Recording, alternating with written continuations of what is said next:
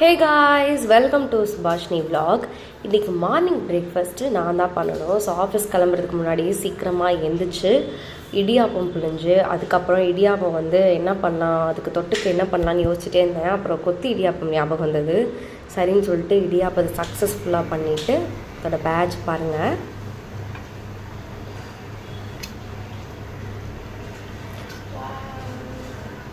இது second batch சூப்பராக வந்திருந்தது. எனக்கு பயங்கர சந்தோஷமாக இருந்தது. ஏன்னா ஃபஸ்ட் டைம் நான் இடியாப்பம் பண்ணேன்.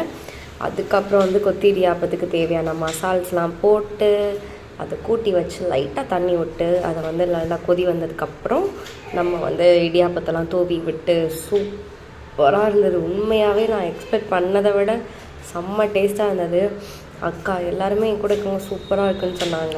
இப்போ பஸ்ஸுக்கு வேறு போகணும். சாப்பிட்டுட்டு பஸ்ஸுக்கு போகிறதுக்கு ரொம்ப டயர்டாயிரும். பஸ்ஸுக்குள்ளே ஏறினதும் அதை விட டயர்டாயிரும். அப்புறம் சரின்னு சொல்லிட்டு நடக்க ஆரம்பிச்சிட்டோம் பஸ் ஸ்டாப்புக்கு. நடந்துட்டு பஸ்ஸை காட்டி வெயிட் பண்ணிகிட்டு இருந்தோம்.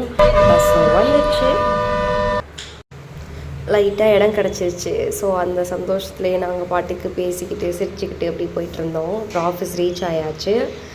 அதுக்கப்புறம் என்னோடய பில்டிங்க்கு நான் கிளம்பி போயிட்டேன். அதுக்கப்புறம் கொஞ்சம் வேலையெல்லாம் முடிச்சுட்டு மெயில்ஸ் எல்லாமே பார்த்துட்டு செக் பண்ணிட்டு அப்புறம் நான் டீ குடிக்கவும் சமோசா சாப்பிடவும் கிளம்பி வெளியே வந்துட்டேன் ஒரு ஆஃப்டர்நூன் போல். அதுக்கப்புறம் ஆஃப்டர்நூன் லஞ்சும் ரெடி ஆகிடுச்சு. ஸோ அதையும் சாப்பிட்டுட்டு வேறு லெவல் மாங்காய் ஊறுகாய் இருந்தது.